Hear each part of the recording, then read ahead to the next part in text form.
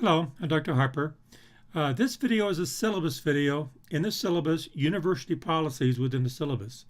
So let's bring up the university policies. Faculty have been required to include the following information in their syllabus. Rather than trying to pick and choose, I just include the wording provided to faculty for your information.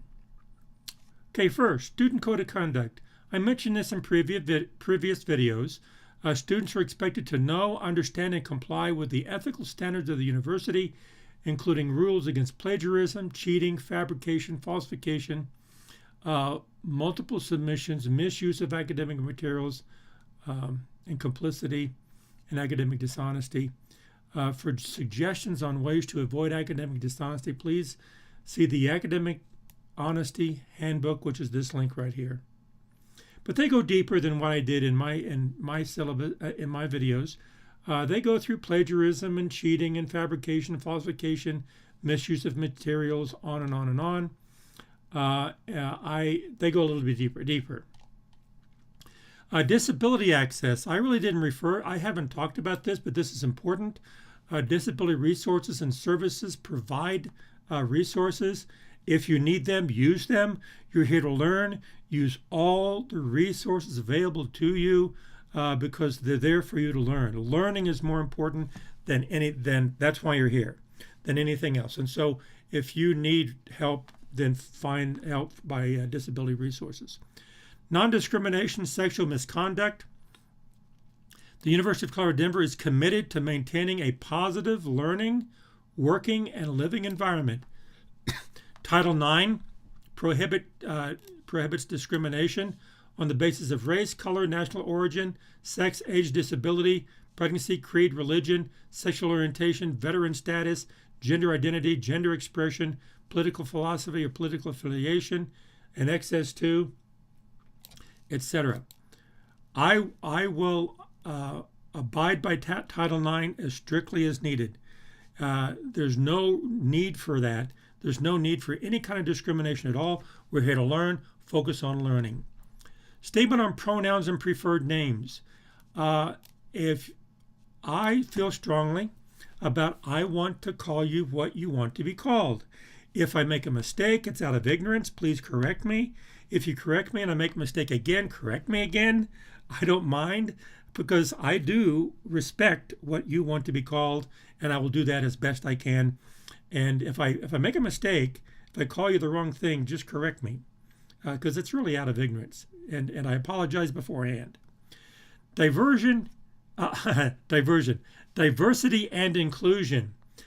This is by Dr. Brenda Allen from UCD, and she's a fantastic resource that we have here.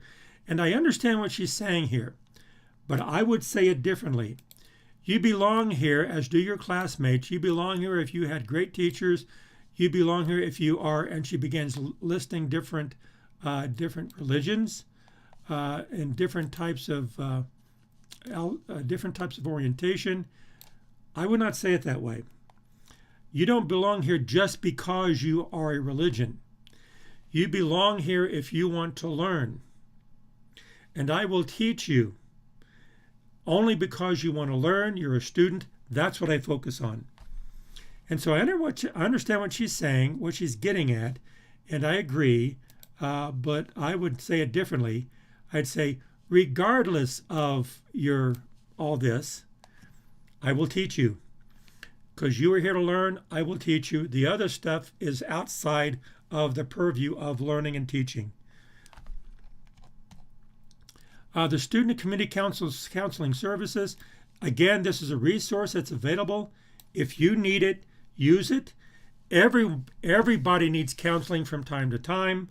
And when you need it, use it. Make sure you do take advantage of it. Campus assessment and response and evaluation. I have mentioned this, the CARE team, in the previous syllabi, in the previous videos of the syllabus. Again, if there's any person or people or group of people or any indication of violent behavior or disruption or anything that's needs to be addressed, then they go in and assess it, they respond to it, they evaluate, and they help. Land acknowledgement. This is by Gracie Redshirt Tyon. Again, I understand what she's saying, and it's good. I pretty much agree with it. However, I would go a little further. Acknowledgement that we reside in homelands of indigenous peoples is an important step in recognizing the history and the original stewards of these lands. Land acknowledgements must extend far beyond words. The United States has worked hard to erase the narratives of indigenous people over time. Land acknowledgement statements can help to remind us of the history, the contributions and sacrifices Native peoples have made.